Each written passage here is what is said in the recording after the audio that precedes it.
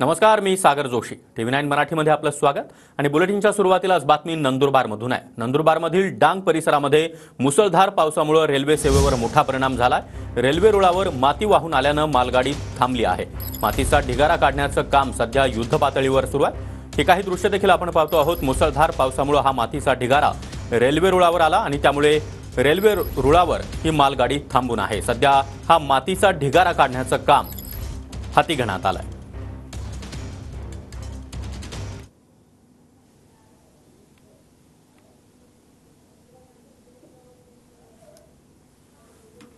तर किती मोठ्या प्रमाणामध्ये रेल्वे रुळावर माती आलेली आहे आपण या दृश्यांमधून पाहू शकतोय. संपूर्ण मालगाडीच्या चाकांखाली ही माती आल्यामुळे मालगाडी थांबवण्यात आलेली आहे आणि त्यामुळे रेल्वे सेवेवर मोठा परिणाम झाला. नंदुरबारच्या डांग परिसरामधील ही दृश्य आपण पाहतोय. पावसामुळे ही संपूर्ण माती रेल्वे रुळावर आली आहे.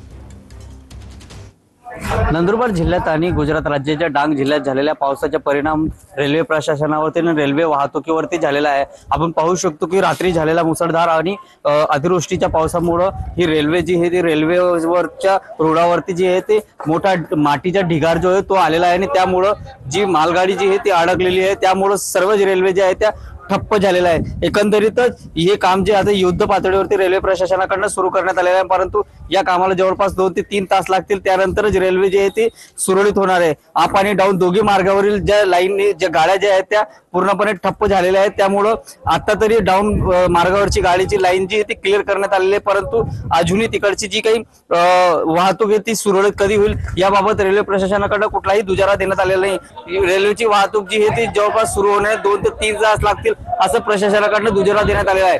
जितेंद्र भाईसाने, TV9 मराठी, चिचपाडा, नंदुरबार.